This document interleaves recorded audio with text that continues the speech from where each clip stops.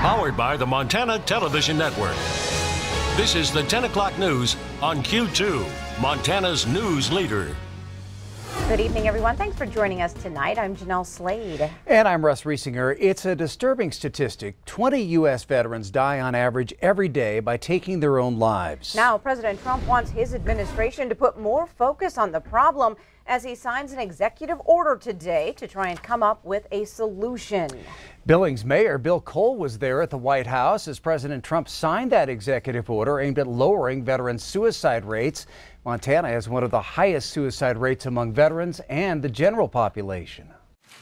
It's a problem that has plagued the nation and hit Montana hard. President Trump announcing a new initiative in hopes of doing something about it. By investing in research and scientific advances, we can better understand the trauma our brave soldiers face and how to restore their faith and their health. The president was surrounded by military families and veterans organizations for the signing ceremony. Billings Mayor Bill Cole was also there. Cole says he was surprised and honored when he got the invitation to come to the White House. Well, sadly, the reason I was invited is because Montana has the highest rate of veteran suicide in the United States. It's almost twice of our general population, which is also the highest in the country. So it's a huge problem. The president's executive order creates a task force that has 1 year to develop a detailed plan. Part of the plan will focus on building public-private partnerships to address the issue. Cole's already been involved with the VA's Mayor's Challenge to reduce suicide, but that came with no funding. People have to know that they can get help and that it's okay to say that they need help, both the families and veterans who are suffering. But I'm hoping that this initiative will go beyond just public attention, but also result in funding. Right now, we don't have any extra funds to attack this problem.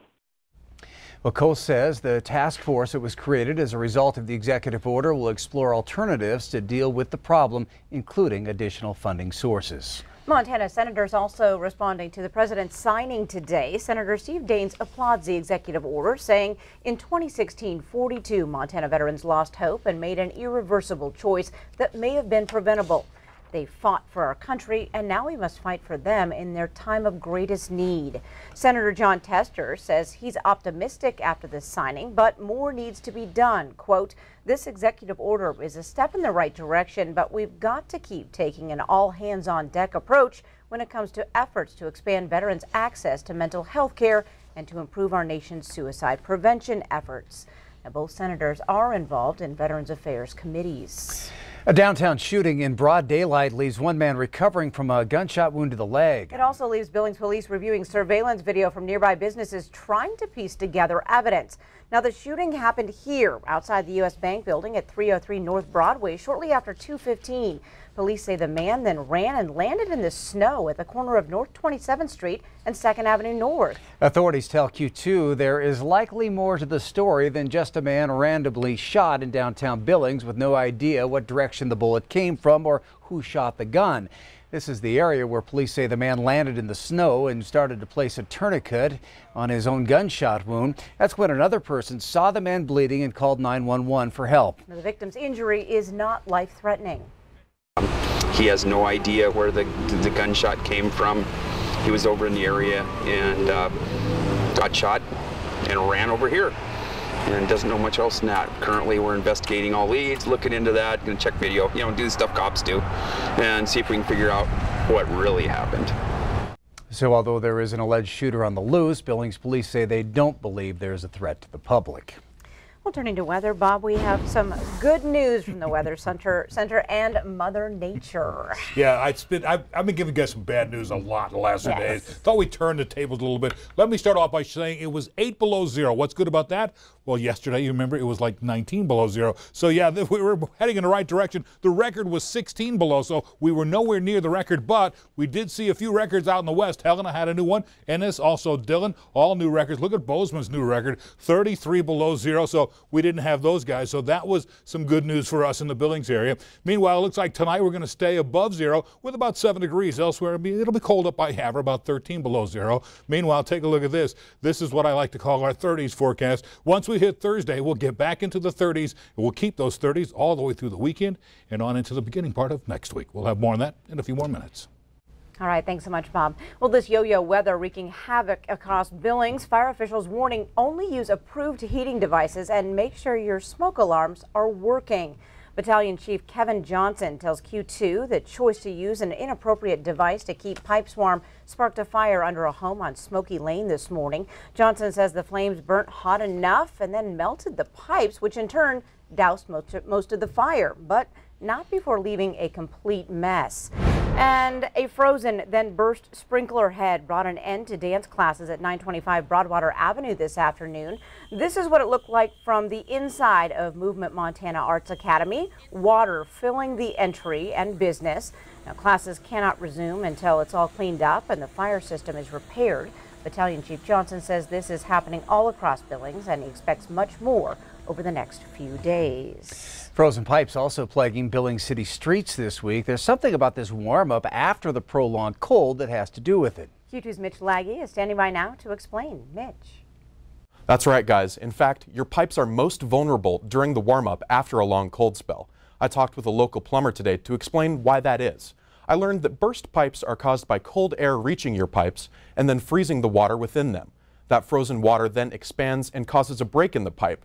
And then the ice in that pipe thaws, water starts to push out, and maybe you don't even know it. Most commonly, pipes are closer to the exterior walls of your home, have a higher likelihood of freezing. You can prevent this by making sure your pipes are insulated properly and keeping those areas of your house warm. Mark Riley, owner of Benjamin Franklin Plumbing, says it's better to be safe than sorry. Nobody expects it, and you've gone many winters without a problem, and all of a sudden this winter. And what happens when you have this prolonged cold again is that air seeps in, and that's what freezes that pipe. And so when somebody's unsuspectingly comes home, or they're at home and they hear a pipe burst, it's a very big shock. Riley says just some simple precautions can prevent a big mess. Russ and Jeanelle.